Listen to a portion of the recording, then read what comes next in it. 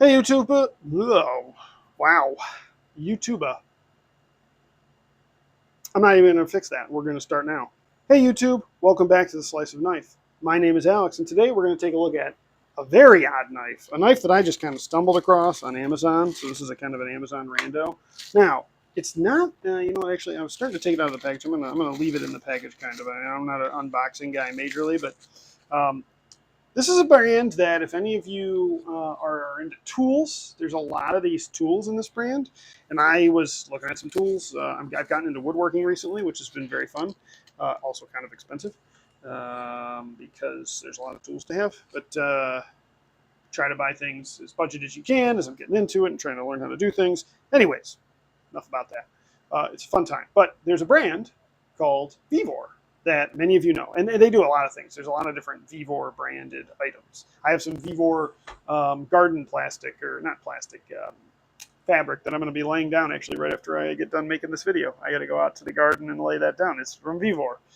They make a bunch of stuff. Well, I came across a knife, and I'm like, this is weird. So let's look at it. So then I ordered it, and it is definitely it was a $10 knife.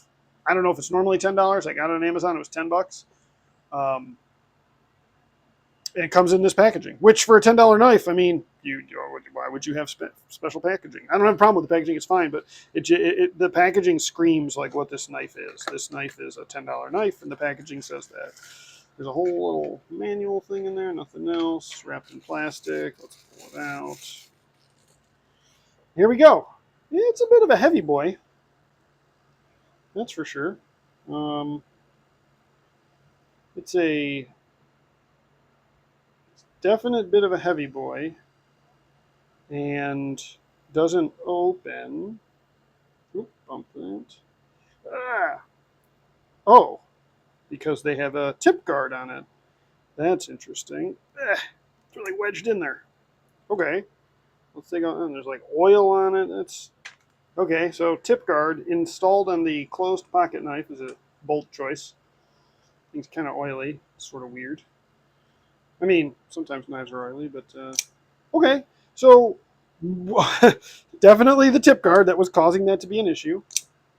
Not a huge. Let's see. I mean, it has good action. Like it for $10, it opens very well. I have paid more money for knives that don't open this well. It definitely doesn't feel ultra smooth. It kind of almost has a bit of a grind to it when you can almost feel it like it's like a little bit of a grind. I don't know if it's. Let's see if we can get a look in there. It's what is that? Turn the light a little bit. Maybe nylon washers. No, actually, I do see ball bearings in there. I think interesting. Let's get some stats on this little baby. Where are my stats? Where are my stats at? So, G10, the greenish gray G10 handle material. It's D2 steel, which is not bad. I mean, that's pretty good for $10. D2 steel for $10 that's good anywhere. I guess they're calling this a military green. The blade color is obviously black. It weighs 3.84 ounces, which is, like I said, it's a bit of a heavy boy. And it's a 3.5-inch blade, and it's about 8 inches total in length. So when it's fully open, it's about 8 inches. I mean, pocket clip is pretty standard, actually. It doesn't feel weird or anything. It's good. It's got Vevor just jamming in there. Let's see if it's got any milling. No, of course. That's why it's kind of heavy. It has no milling. Definitely got nice. Look at the lockup, though. I mean, that is centered. Like, that's getting over there. So that's good. The blade is... the blade is a touch. I think it's a touch off center. Let's get this right here. We're talking slight, but it is a touch off center. But for a $10 knife, it's got a lanyard hole. It is not a reversible pocket clip. So this is you better be a righty. Lefties be damned. And this knife isn't for you. So they've lost a little bit of their potential customer base with the fact that you can't even do it. Now, Vevor makes a lot of things. I think they just threw their hat in like, hey, we may as well sell some knives. It has no thumb stub. Stud. It's just a flipper. The flipper has no jimping on it whatsoever, which is kind of weird.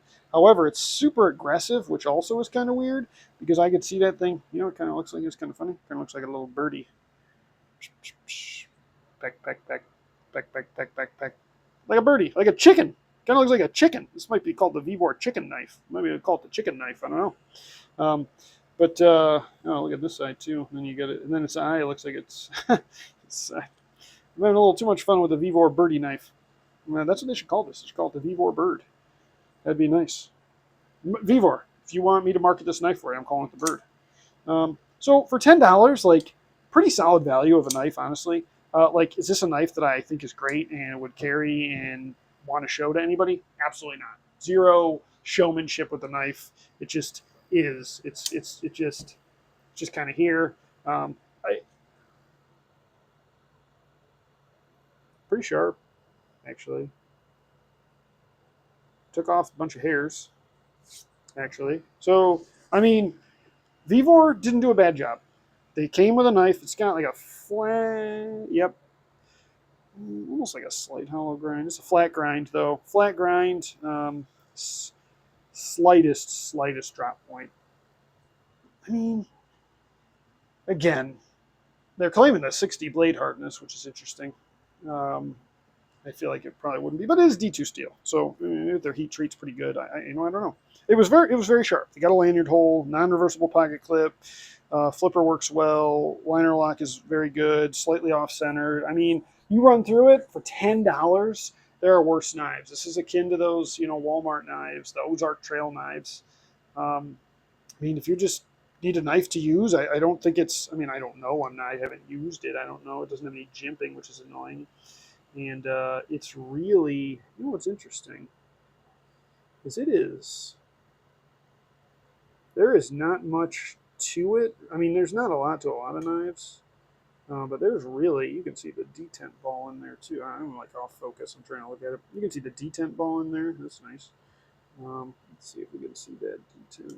Yeah, okay, okay. Oop. Absolutely unprofessional. Knocking the camera.